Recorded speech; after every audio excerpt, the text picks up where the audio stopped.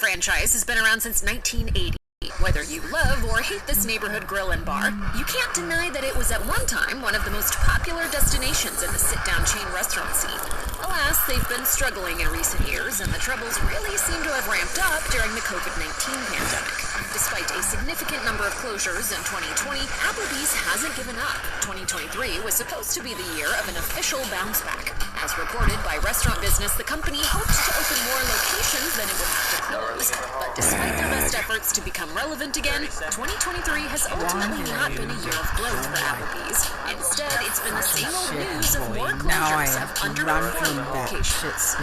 With its sports bar environment, Buffalo Wild Wings has been serving up plenty of beer and enthusiastic guests since 1982. Fuck you, original of this thing.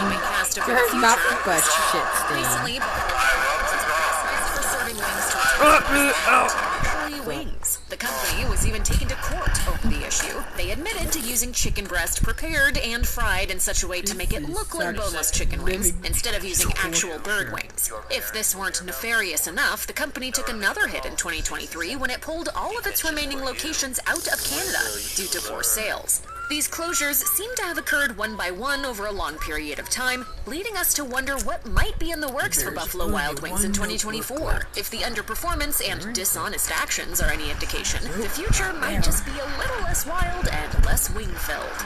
You didn't like it. Fuddruckers got its start in Texas in 1980 with a promise that set it apart, as the buns housing its scrumptious burgers were baked daily from scratch on site. There's a lot to love about this idea, but we might not get to enjoy it for much longer. Fuddruckers is hardly the grand-scale chain that it used to be, as there are a mere 60 locations left in the United States. While the story is a long one with multiple twists and turns, it appears that a consistent dip in revenue and popularity can be attributed to Fuddruckers' acquisition by the company Luby's in 2000. The new owner made some less than popular changes that ended up driving earnings down rather than up.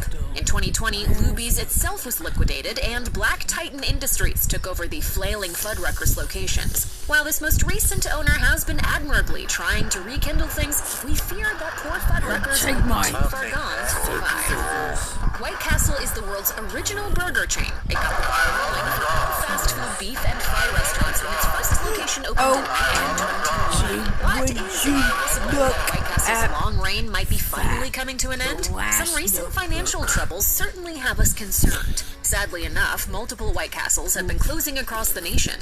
While a few shutdowns are hardly reason to panic, there's also the matter of a multi-billion-dollar lawsuit. In 2023, White Castle was sued by one of its managers, and the fallout could cost the company a whopping $17 billion. In February, a White Castle in Illinois was found to violate state laws regarding digital identification systems.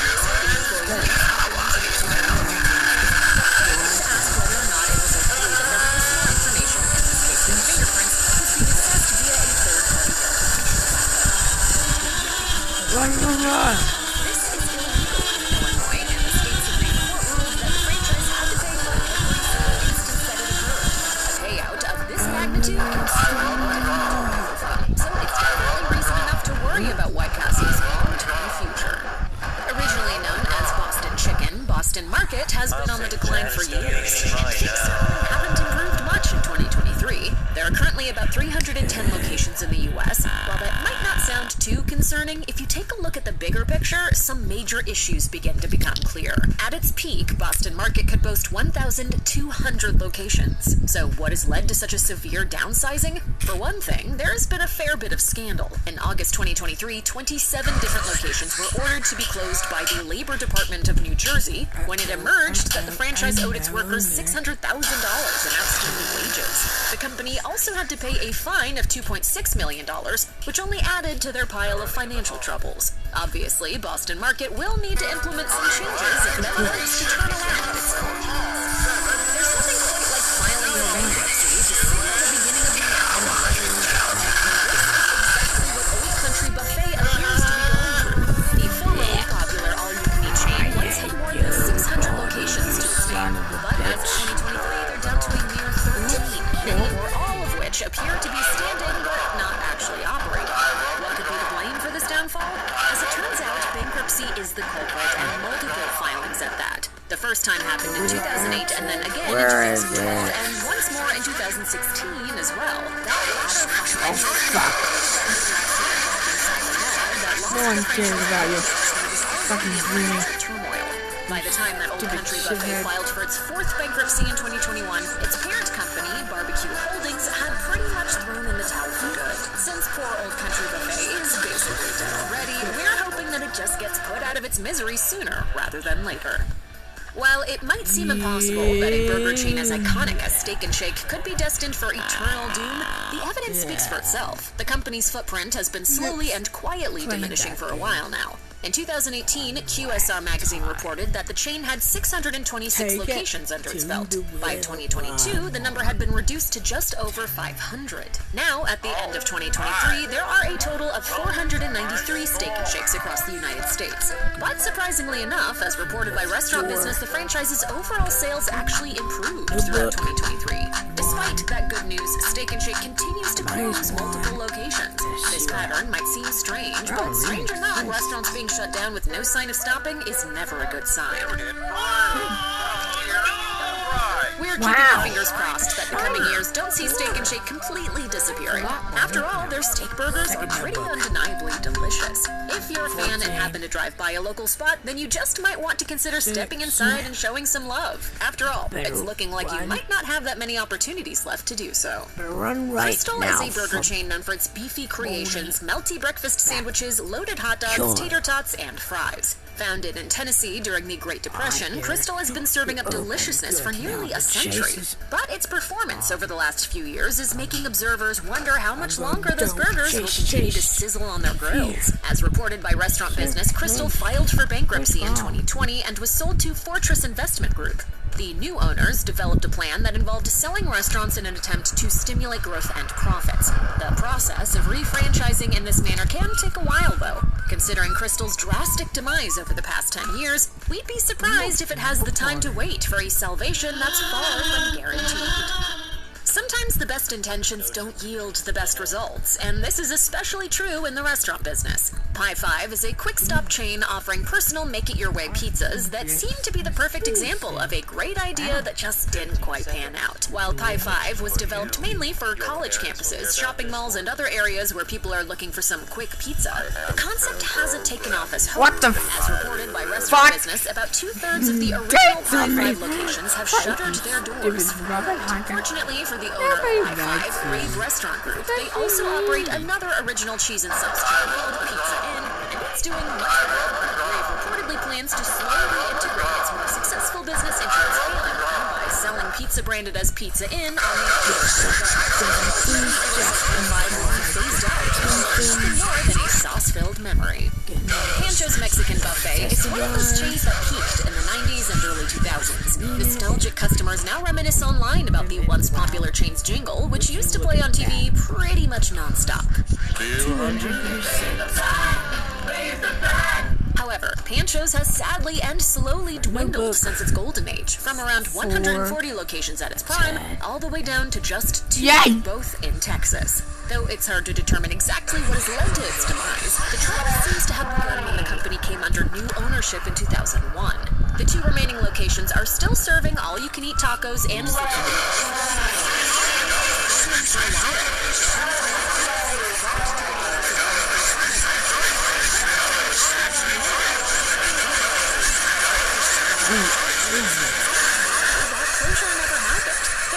surprised if it does end up happening very soon. Fur's is a cafeteria-style chain that was hit incredibly hard during the COVID-19 pandemic. It closed all of its locations following the height of the virus, and to the dismay of loyal customers, they've never opened back up. As of 2023, all of Fur's locations still remain unused, while some have even been demolished. But a recent unexpected glimmer of hope has been ignited in Lubbock, Texas. Rumors of a potential resurrection were reported on the website for the Lone Star 99.5 radio station. While the abandoned Fur's in Lubbock was torn down in 2022, a local restaurant called the Escondido Grill is reportedly assembling Fur's most popular recipes for an event to highlight its lost tastes. Few details have been released about what exactly this celebration will entail, but it will no doubt be full of nostalgia. However, we wonder if this brief and almost torturous resurrection will only serve to prolong the passing of the Fur's era.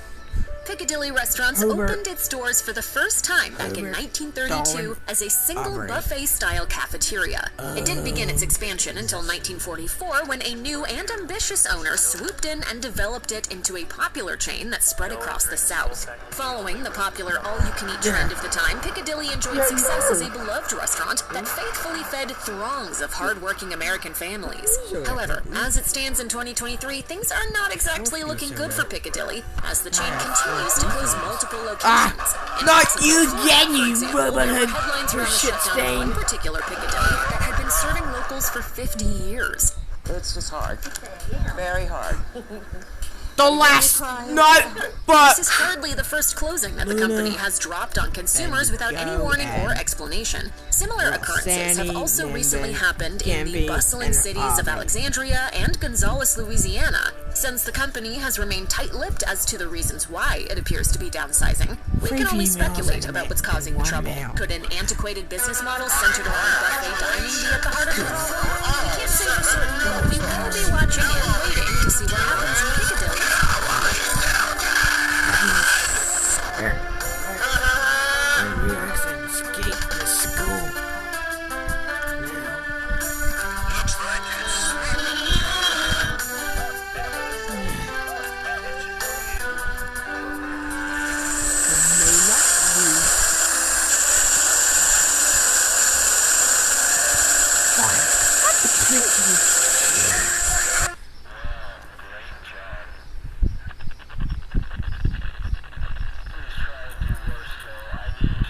Anyways, bye-bye, and oh look, the server just completely died.